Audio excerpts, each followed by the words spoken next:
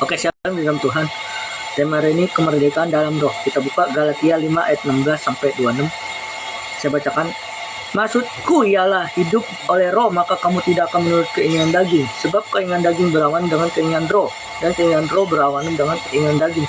Karena keduanya bertentangan sehingga kamu setiap kali tidak melakukan apa yang kamu kehendaki. Akan tetapi jika kalau kamu memberi dirimu dipimpin oleh Roh Kudus, maka kamu tidak hidup di bawah hukum Taurat. Perbuatan daging telah nyata, yaitu pencabulan, kecemasan, hawa nafsu, penyembahan berhala, sihir, persetujuan, perselingkuhan, iri hati, amarah, kepentingan diri sendiri, perbedaan roh, pencapaian, kedengkian, pemabukan, pesta pora, dan sebagainya. Terhadap semua itu, kuperingatkan kamu seperti yang telah kubuat dahulu, bahwa barang siapa melakukan hal yang demikian, ia tidak mendapatkan bagian dalam kerajaan Allah. Tetapi buah roh ialah kasih, sukacita, damai sejahtera, kesabaran, kemurahan, kebaikan, kesetiaan, kelembutan, penguasaan diri. Tidak ada hukum yang menentang hal-hal itu. Barang siapa menjadi milik Kristus Yesus, ialah telah menyalibkan daging dengan segala hak, hawa nafsu, dan keinginan. Jika kalau kamu hidup oleh roh, baiklah hidup dipimpin oleh roh.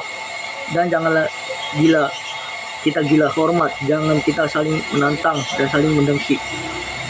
Oke, tema hari ini kemerdekaan dalam roh.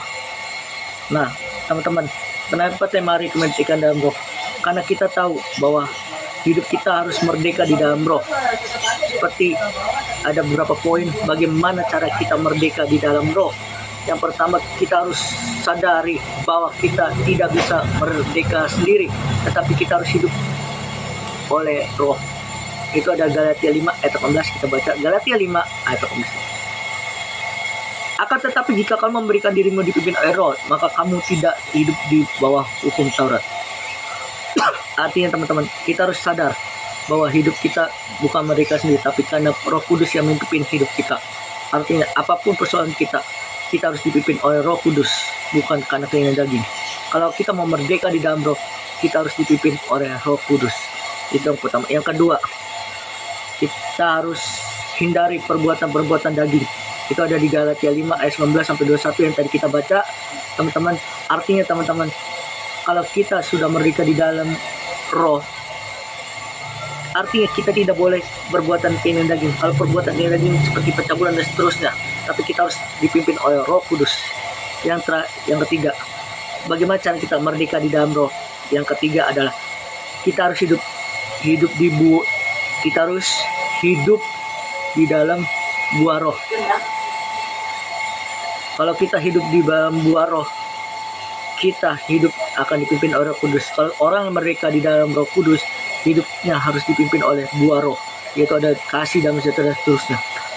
Kemerdekaan roh itu tergantung pada diri kita. Kalau kita memerdeka dalam roh, kita hidup harus dipimpin oleh Roh Kudus, bukan dipimpin keinginan daging. Karena keinginan daging berbeda dengan keinginan roh. Kalau kita dipimpin oleh keinginan daging, kita hidupnya tidak akan berhasil. Tapi kalau hidup kita dipimpin oleh Roh Kudus, merdeka dalam roh, hidup kita akan berhasil. Karena kenapa? Karena ada Tuhan yang selalu menolong hidup kita. Karena ada Roh Kudus yang selalu mengingatkan kita. Tuhan Yesus memberkati. Shalom.